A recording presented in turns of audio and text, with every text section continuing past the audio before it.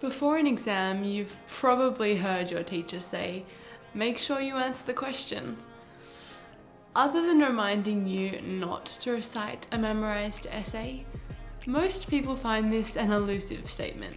Good morning. Today I'll be showing the steps you can use to make sure you're actually answering the question during an exam. This method is designed for the Australian HSC system, but I'm sure it can be used in many situations. Too often during the HSC, students sit down with an insane amount of content in their heads, and when it comes time to writing the question, well, it's easy to get carried away just reciting everything that you remember. This often causes problems because even if what you have written is excellent, you can only be marked on how well you answer the specifics of the question. This definitely happened to me a couple times during the HSC, so I developed a system to make sure I was properly unpacking the question and continuing to address the specifics throughout my answer. Obviously, firstly, read the question. I'll be using the English exams as examples, but the concept should apply well to most subjects. Here we have this question on Module C, the craft of writing. The stimulus reads, words, mere words, how terrible they were, how clear and vivid and cruel. One couldn't escape from them, and yet what a subtle magic there was in them. And part A reads, use the above as a stimulus for an imaginative, discursive, or persuasive piece entitled The Importance of Words that integrates at least one language device or stylistic feature you explored as part of your study of one prescribed text for Module C. And that's worth 12 marks. Write a reflection piece, analysing how the composer of one of your chosen prescribed texts for Module C effectively use language devices and stylistic features in their writing, and how you were inspired by their approach in your piece entitled The Importance of Words. And that's worth 8 marks. 2. When the reading time is over and you can take out your pen, lightly underline any words that connect to the syllabus. You need to be familiar enough with the syllabus to be able to recall which parts are being targeted in the question. I never memorized the syllabus, but I had a list of important phrases and words, as you can see here, and I made sure I was quite familiar with that. Well, at least by the final exams. If you can remember, write down some syllabus phrases which relate to the question just so you can include them in your answer. Really ask yourself, why are they asking this question?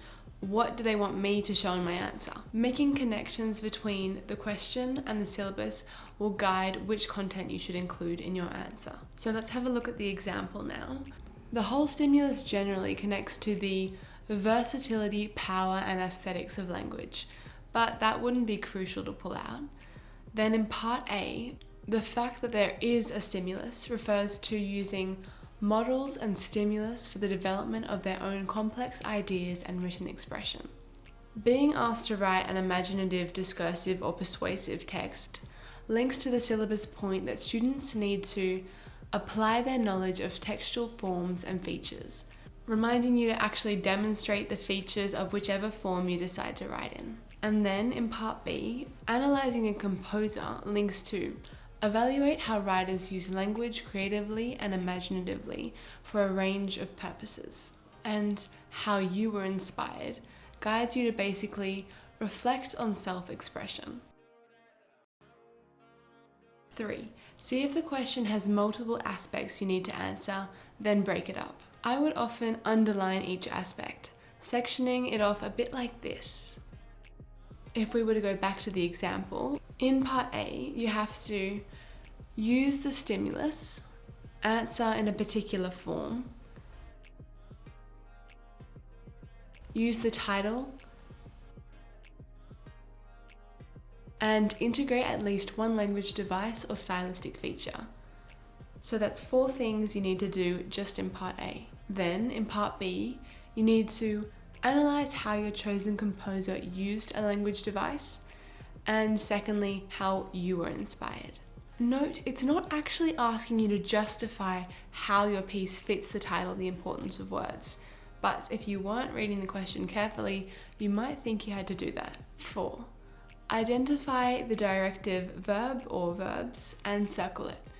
It's really important that you're familiar with all the directive verbs and the differences in their meaning. You can find a list on the NESA website, and I'm sure your school has a copy. Often the directive verbs will be a lot more clear-cut than they are in this example, but we can still see them. Here in part A, they're not only directing you to use the stimulus and to use a writing form, but also asking you to integrate and show evidence of exploration. And in part B, you're being directed to reflect and analyze both your chosen composer and yourself. 5. Make note of how many marks the question is worth and how much time you should spend on it. In some exams, you're going to know beforehand how much the question or the section will be weighted, but it's always great to remind yourself and even make adjustments if you're running behind. In this example, the question needs to be answered in 40 minutes, and part A is worth 12 marks, and part B is worth 8 marks. So just divide the number of marks by the number of minutes to get a marks per minute speed, and we can see that that's roughly 25 minutes for part A and 15 minutes for part B. Now, if the question isn't too long, just go ahead and use these annotations to answer. But 6, if the question is a bit longer, make sure you're referencing the annotated question the entire time you're writing your answer plan and or introduction. The introduction is your first impression to the markers, so you want to make sure it's a good one. If it's an essay introduction, make sure it answers every part of the question. The rules are a bit looser in this example because it isn't an essay. My English teacher used to say, once you've finished your essay introduction, you can take a sigh of relief. I'd agree with that because the introduction to an essay is like planning your journey. And once it's done, all you need to do is just travel along.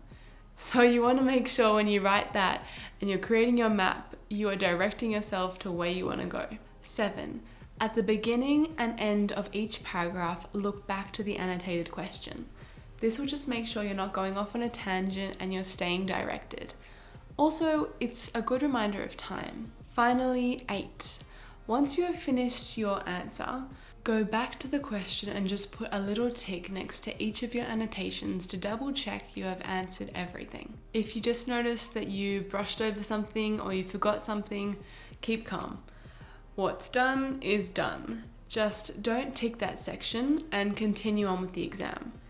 If you do have time at the end, go back to what hasn't been ticked and try to make adjustments or changes or add some things to actually answer the question. Let's quickly run this method through another example. Let's have a look at Module B, the critical study of literature. Firstly, let's read the question. Texts of integrity explore universal themes that resonate with audiences across varying contexts. Explore this statement with reference to your prescribed text.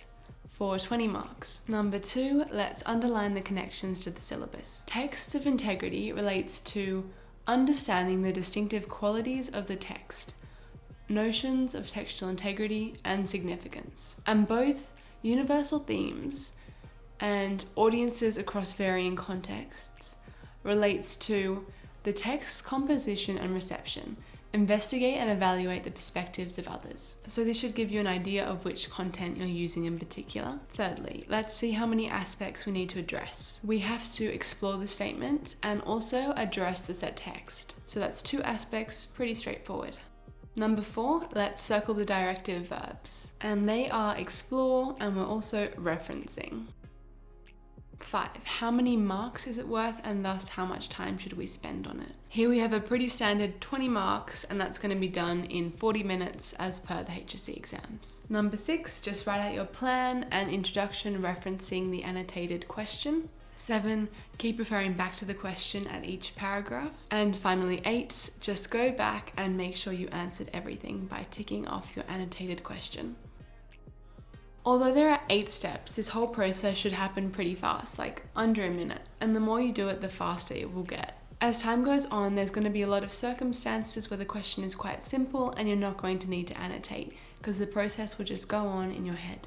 But the time you do spend will be completely worth it. So now you can apply your knowledge as effectively as possible to the question and get those marks you deserve. Let me know if you have any questions or comments, and I hope this helped.